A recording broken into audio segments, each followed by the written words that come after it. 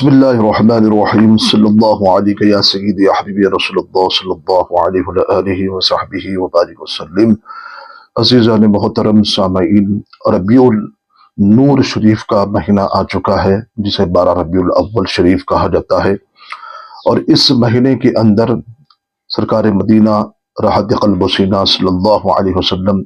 آخری نبی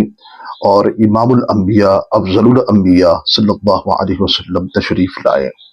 پوری کائنات میں خوشی کا عالم تھا، اندھیریاں گمراہی دور دور تک چھڑ چکی تھی،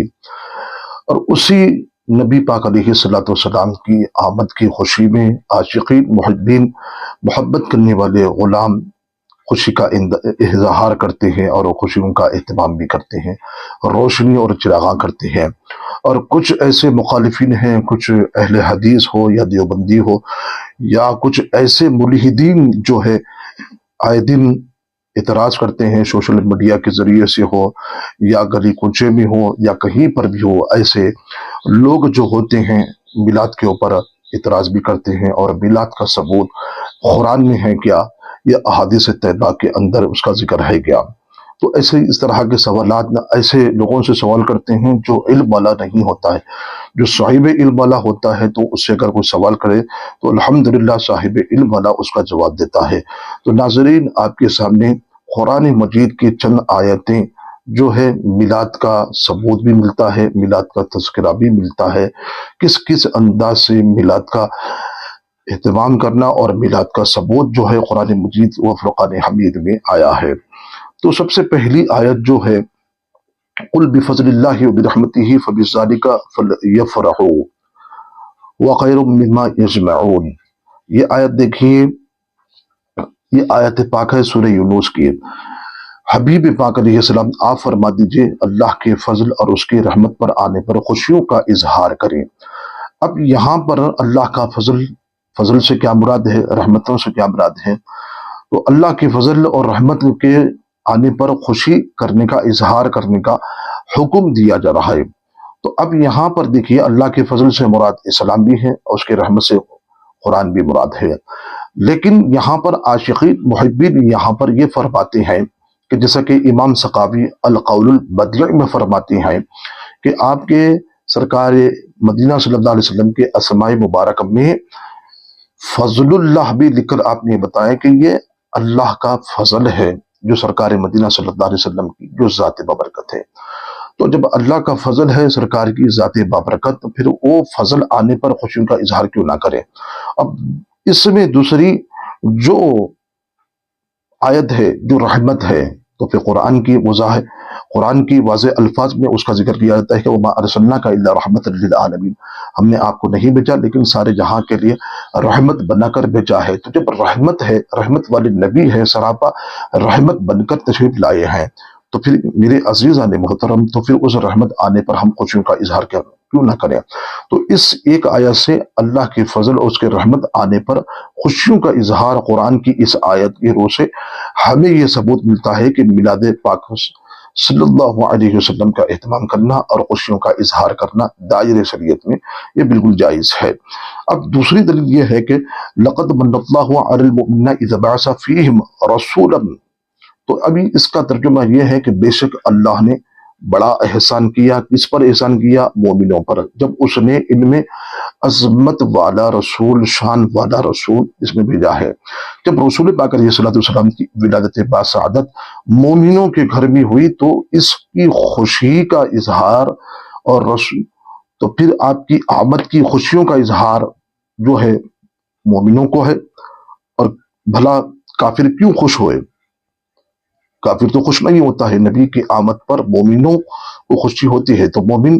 خوشیوں کا اظہار کرتے ہیں۔ تو لہٰذا ہمیں چاہیے رسول پاک علیہ السلام کی آمد پر، خوشی پر ہمیں اس کا اظہار بھی کرنا چاہیے کہ اللہ نے ہم پر احسان کیا ہے ایسے عظیم رسول اور پیارے رسول کو بھیج کر۔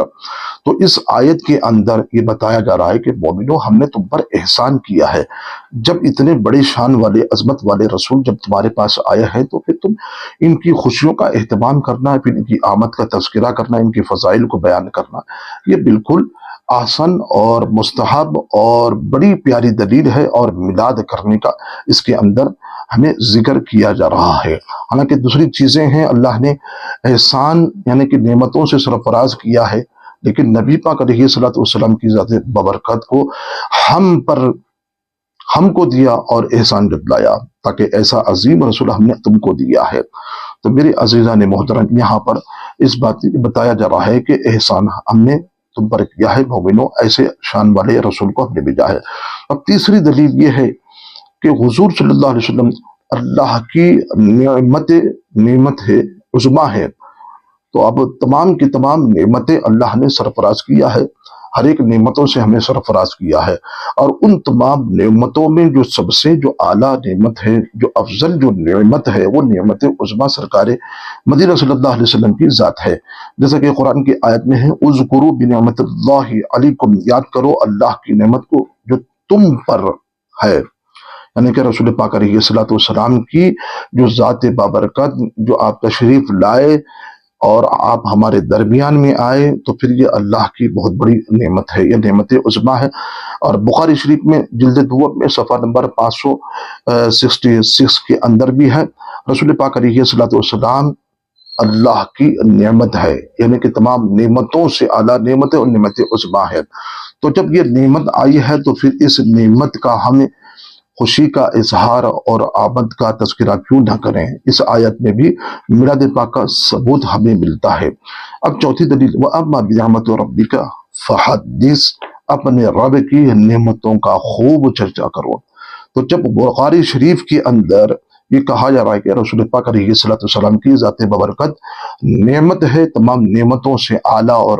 عظمت والی نعمت ہے، تو پھر اس نعمت آنے پر ہم اپنے رب کی دی ہوئی نعمتوں کا خوشی کا اظہار و چرچا کیوں نہ کریں، بلکہ نبی پاک علیہ الصلوۃ والسلام کی آمد کے سلسلے میں خوشی کا اظہار بھی کرنا چاہیے، اس نعمتوں کا پھر ہم چرچا بھی کرنا چاہیے، اور وہ نعمت ہم کو ملی ہے۔ اور پانچویں دلیل جو قرآن مجید کی آیت سے جو میلاد پاک کا ثبوت ملتا ہے، وَمُبَشِّرٌ بِرَسُولٍ یَأْتِی مِن بَعْدِی اسْمُهُ احمد، سورہ صف کی آیت ہے۔ عیسیٰ علیہ الصلوۃ والسلام بنی اسرائیل کے سامنے رسول پاک علیہ الصلوۃ والسلام کی آمد کا تذکرہ فرماتے ہیں کہ میرے جانے کے بعد جب میں آسمان پر جاؤں گا، چوتھے آسمان پر، پھر اس کے بعد رسول پاک علیہ الصلوۃ والسلام ایک عظیم رسول آنے والے ہیں جن کا نام احمد ہوگا۔ وہ آسمانوں پر وہ احمد ہوں گے، اور زمین پر جب آئیں گے تو وہ محمد ہوں گے۔ تو رسول پاک علیہ الصلوۃ والسلام کی آمد سے پہلے حضرت عیسیٰ علیہ الصلوۃ والسلام نبی پاک علیہ الصلوۃ والسلام کی آمد کا، ان کی میلاد کا تذکرہ بنی اسرائیل کے سامنے کر رہے ہیں، جب رسول پاک علیہ الصلوۃ والسلام کی ابھی ولادت باشادت نہیں ہوئی ہے۔ تو سورہ صف کی آیت میں حضرت عیسیٰ علیہ السلام سرکار کی آمد کا اور میلاد کا تذکرہ فرما رہے ہیں بنی اسرائیل کے سامنے۔ تو لہٰذا ہمیں یہ بات ملتی ہے کہ نبی کی میلاد کا تذکرہ حضرت عیسیٰ علیہ الصلوۃ والسلام نے بھی کیا ہے، اور دیگر اور آیتوں سے بھی ہمیں ملتا ہے۔ جیسا کہ چھٹویں دلیل جو قرآن مجید و فرقان حمید کی آیت میں ہے، ربنا وبعث فیہم رسولا منہم یتلو علیہم آیاتک ویعلمہم الکتاب والحکمہ ویزکیہم۔ حضرت ابراہیم علیہ الصلوۃ والسلام نے جب کعبے کی تعمیر کو مکمل فرمایا تو مقام ابراہیم پر وہی پتھر پہ کھڑے ہو کر آپ نے دعا کی کہ پروردگار، اس بیت اللہ کو ہم نے تو مکمل کر دیا ہے، اور اس گھر میں، تیرے گھر میں، یہ عظیم گھر والے اس گھر کے اندر اور ایک ایسا بہترین عظیم الشان رسول بھیج، تو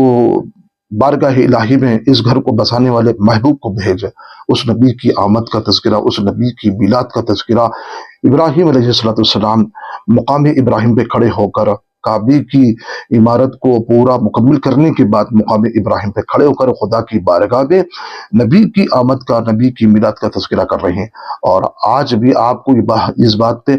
حیرت ہوگی کہ ابراہیم علیہ الصلوۃ والسلام مقام ابراہیم پہ کھڑے ہو کر جس پر آمد مصطفیٰ، میلاد مصطفیٰ کا ذکر کیا تھا، آج بھی وہی آپ کے قدموں کے نشان مقام ابراہیم میں محفوظ ہے، جو اہل علم علماء کرام یہ فرماتے ہیں کہ ابراہیم علیہ السلام نے بھی آپ کی آمد کا تذکرہ بھی کیا ہے، اور رسول پاک علیہ السلام فرماتے ہیں کہ میں اپنے ابراہیم علیہ السلام کی بشارت ہوں، جنہوں نے بشارت دی تھی کعبے کی تعمیر ہونے کے بعد دعا کی تھی، پھر عیسیٰ علیہ السلام کی بھی بشارت ہوں، اور میں اپنی والدہ محترمہ سیدہ طیبہ طاہرہ آمینہ رضی اللہ تعالیٰ عنہ کی